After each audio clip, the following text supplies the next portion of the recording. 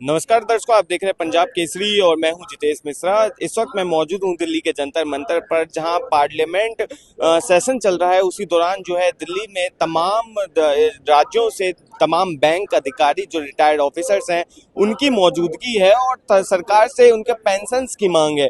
जिस तरह से एक कहावत कही जाती है आम इंडियन मिडिल क्लास परिवारों में कि अगर बैंक में नौकरी लग जाए तो बल्ले बल्ले हो जाते हैं उस परिवार के, उस बच्चे की लाइफ सिक्योर हो जाती है। पर इसी बीच जब पार्लियामेंट सेशन चल रहा है उस दौरान तमाम बैंक अधिकारियों की मौजूदगी है और इनसे बात करेंगे कि क्या मांग है, इनकी क्या डिमांड्स है और क्यों आज ये बैंक रिटायरमेंट के बाद जो है आज यहाँ पे दिल्ली के जंतर मंतर पर मौजूद है। ये थे मेरे साथ तमाम वो बैंक अधिकारी जो कि तमाम बैंकों से रिटायर्ड हैं और जहां इन्होंने साफ तौर से मांग रखी है कि जिस तरह से जो पेंशन की स्कीम है उनमें उसकी बढ़ोतरी की जाए। और कहीं ना कहीं वित्त मंत्री निर्मला सीतारमन से सीधा सीधा मांग किया है इन्होंने कि अगर उनकी बातें नहीं सुनी जाती तो इससे भी बड़ा कुछ जो है प्रोटेस्ट की तरह करके दिखाएंगे।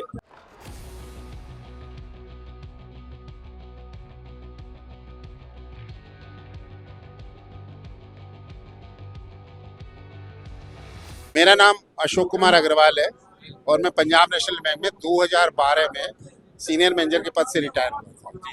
आज आप लोग जंतर मंतर पर मौजूद हैं और बैंक से रिटायरमेंट के बाद आज सीधा धरना स्थल पर, क्या कारण है इसमें? आपने जंतर मंतर पे बहुत सारे धरने प्रदर्शन देखे होंगे, लेकिन इतनी बड़ी संख्या में 60 साल से लेकर 90 साल तक के यहाँ लोग आए हैं। सड़क पे उतरना पड़ा है। हम अपने सुबह 6 बजे घर से उठ के मेरठ तक जंतर मंतर तक आए। हमें पिछले 31 साल में हमारी पेंशन, बेसिक पेंशन में कोई वृद्धि नहीं हुई है। भारत सरकार और स्टेट गवर्नमेंट जितनी भी है, जितनी वर्किंग एम्प्लॉइज का वेज रिवीजन में वेतन बढ़ता है उतने ही प्रतिशत रिटायरीज का पेंशन बढ़ती है।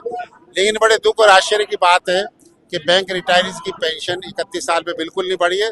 और इसमें भी आश्चर्य की बात है कि हम सरकार से कोई मांग नहीं कर रहे, ना बैंकों पर कोई बोझ पड़ेगा। हमारा इतना पैसा बैंकों में पहले से जमा है कि हमारी पेंशन आराम से बढ़ाई जा सकती है। और जो 2 लाख लोग अब तक मर चुके हैं उनका पैसा भी बैंकों के पास जमा है, वो तो उनके परिवार वालों को बैंकों ने वापस नहीं किया। हमारी सरकार से प्रार्थना है कि वो हमारी मांग जल्दी माने। अगर हम लोग मर गए उसके बाद सरकार ने कुछ दिया तो उसका लाभ क्या होगा?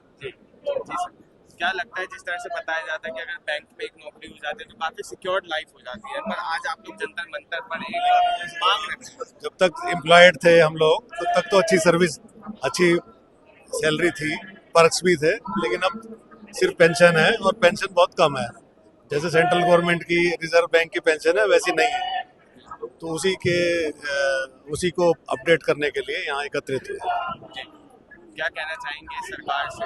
हम यही हमारी डिमांड है कि सरकार को इसमें कोई अलग से योगदान भी नहीं देना, सिर्फ एक अपडेशन कराना है और वो उसको सरकार को ये लाभ होगा कि अगर उनके समय में होगा तो हमारे वोट भी हम उनको ही देंगे। Thank you. अभी जो मौजूदा पेंशन है वो बैंक में जो रिटायर्ड ऑफिसर्स हैं वो कितनी मिलती है? उनको बहुत ही कम पेंशन मिलती है, जिसमें जो है बच्चों की शादियां और दूसरे जो उनके मेडिकल की सुविधाएं हैं उसी में उनका पैसा खर्च हो जाता है। और जो पेंशन अपडेशन है वो वर्षों से लंबित है। आज भी जो 31 सालों से बैंक पेंशनर्स की पेंशन का अपडेशन नहीं हुआ है, जबकि रिजर्व बैंक सेंट्रल गवर्नमेंट के एम्प्लॉइज हैं उनके वेतन आयोग के साथ ही उनकी पेंशन का अपडेशन हो जाता है। लेकिन बैंक कर्मचारियों की पेंशन के लिए वो दर मारे भटक रहे हैं इधर उधर। और जो हमारी वित्त मंत्री महोदया है उनसे भी बैंक कर्मचारियों ने अपनी मांग रखी जो 2020 में, और उन्होंने आश्वासन दिया था कि इनकी मांगे जायज़ हैं और इनको तुरंत से पूरा किया जाए। लेकिन इंडियन बैंक एसोसिएशन और वित्त मंत्रालय भारत सरकार जो DFS है वो इन मांगों को अभी तक दबाए बैठा है और अभी तक ये मांगे पूरी नहीं हुई है।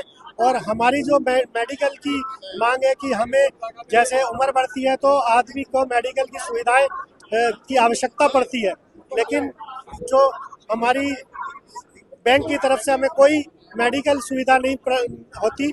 उसे सभी को मेडिकल पॉलिसी खरीदनी पड़ती है और उस पॉलिसी पर GST लगता है।